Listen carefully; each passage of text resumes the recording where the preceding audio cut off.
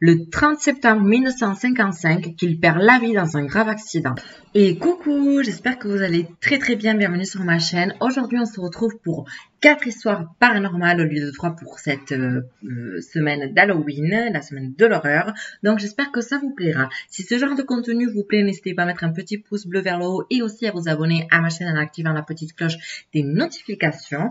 Je vous invite à vous installer confortablement avec vos petits confetteries d'Halloween, quelque chose à boire et avec votre plaid ou quoi. Je vous laisse avec la petite introduction et c'est parti.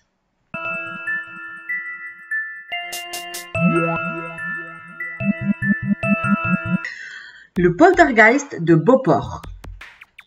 Ce n'est pas l'endroit où l'on se plaint d'ordinaire du tapage. Pourtant, en cet été 1989, les habitants de la maison de retraite Beauport ne parviennent plus à trouver le sommeil. Quelqu'un ou quelque chose s'acharne sur les murs, faisant trembler les différents appartements.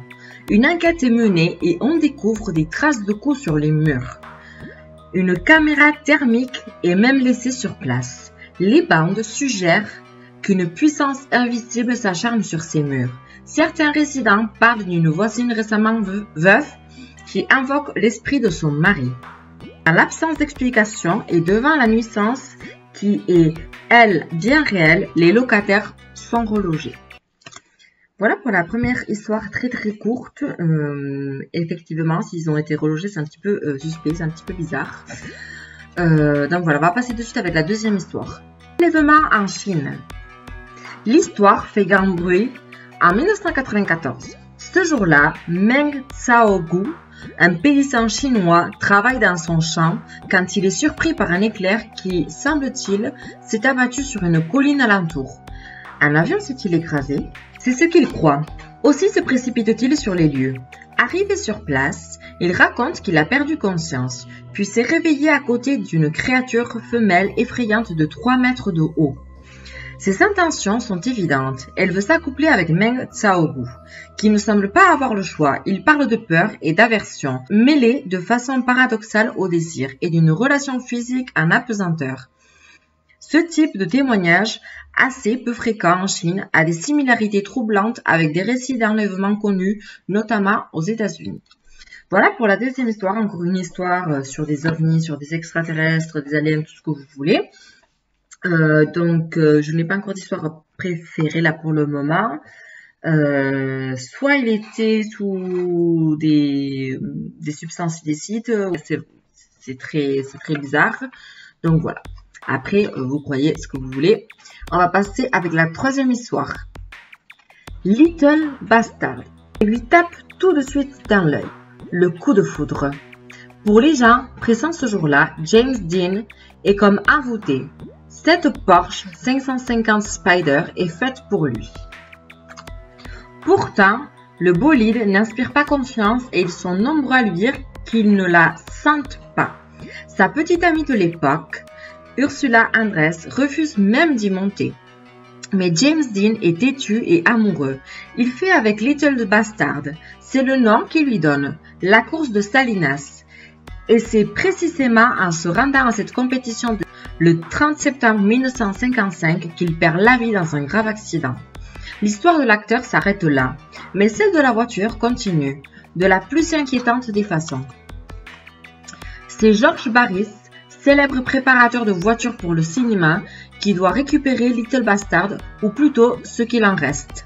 Un chauffeur se charge du transport. Arrivé au garage de Barris, ce dernier n'arrive pas à détacher correctement la Porsche, qui lui tombe dessus et le tue instantanément.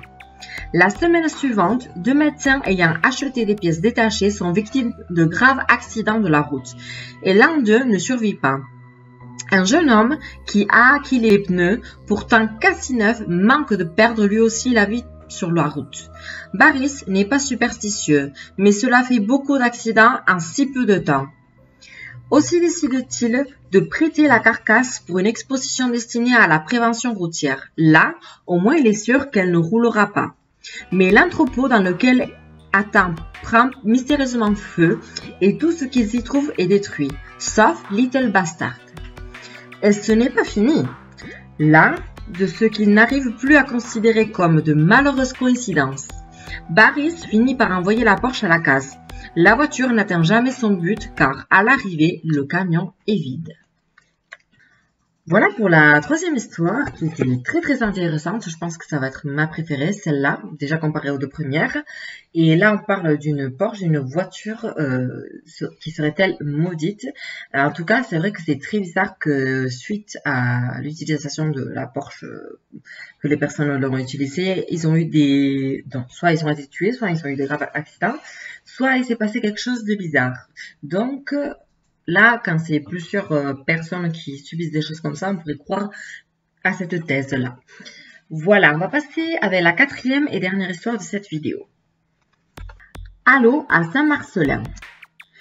Il fait encore doux en cette soirée du 12 septembre 1976 et l'homme profite d'un bon moment sur le pas de sa porte. Alors qu'on lui crie de rentrer pour réparer la télévision dont l'écran s'est brusquement brouillé, il sent soudain une chaleur inhabituelle le traverser.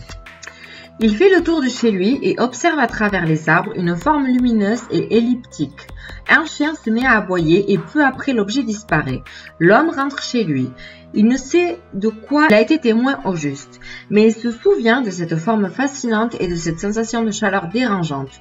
Le voisin témoigne le lendemain avoir entendu un grand bruit vers la même heure et subi une panne de courant, mais la police ne trouve rien sur les lieux.